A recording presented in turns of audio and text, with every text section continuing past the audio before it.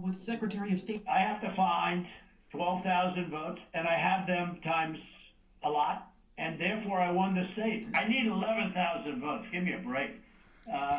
We have that in spades already. They're changing the equipment on the machines, and that's not legal. The president also questioning the State Farm video, alleging election workers stuffed and scanned ballots multiple times. They did it in slow motion replay, magnified, right?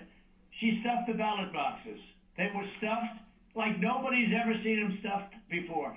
Every time President Trump on this phone call makes a valid point about irregularities, shenanigans, fraud, stealing, double counting, questionable machines, questionable things caught on video about people taking out secret ballots and putting in the machines several times, we have Brad here just going Raffensperger saying, oh no, this is all right. We've proven that this is all false or whatever. And that is the back and forth that they're calling tumultuous between the president and the Secretary of State of Georgia. President Trump brings up valid concerns and Brad just dismisses them as, oh, we checked on that. Everything is all right. And President Trump is not an idiot, and he's not going to fall for the stupid okey doke and the swampy replies that were given to him by the Secretary of State.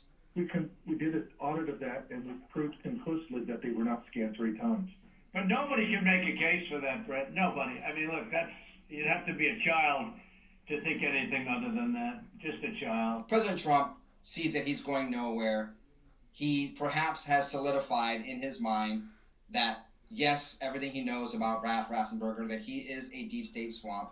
Who knows what the real play was here? I think President Trump at this point knew that Brad was not willing to play ball, that he is complicit in this. Perhaps this was a trap. Perhaps this was a final opportunity before the truth comes out to have Brad do the right thing and perhaps not reap the rewards or the consequences of his actions when everything is made public. And we've got a lot of stuff made public already, but once Wednesday comes around and Congress has to debate this, and what happened in Georgia is shown yet again, maybe with more details than we've seen already, more proof and evidence, then we're going to see what a traitor Brad is. Not just to the party, not just to the president. We're not even talking about that.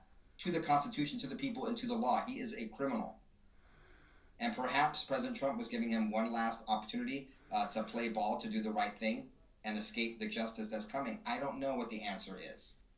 But I do know that President Trump is very well aware of the dirty, swampy crimes of Brad and how complicit he is in this whole thing. Why? Because Patrick Byrne has said so, Sidney Powell has said so, and they have been in President Trump's ear with evidence of the shenanigans that they have found. President Trump has seen the evidence. He is no dummy.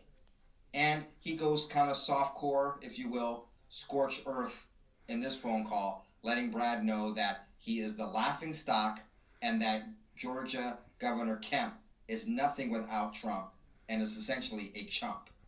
And let me tell you, folks, these are 2 Republicans that are going to end up paying the price for their acts of treason and fraud.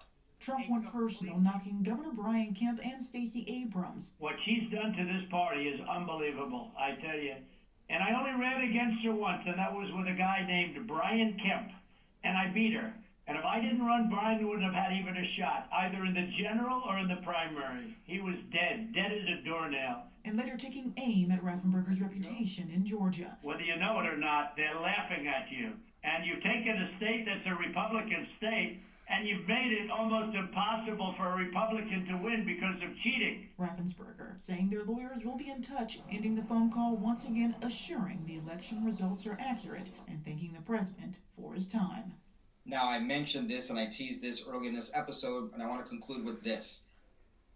Brad told President Trump that he'll be hearing from his lawyers and ended the phone call.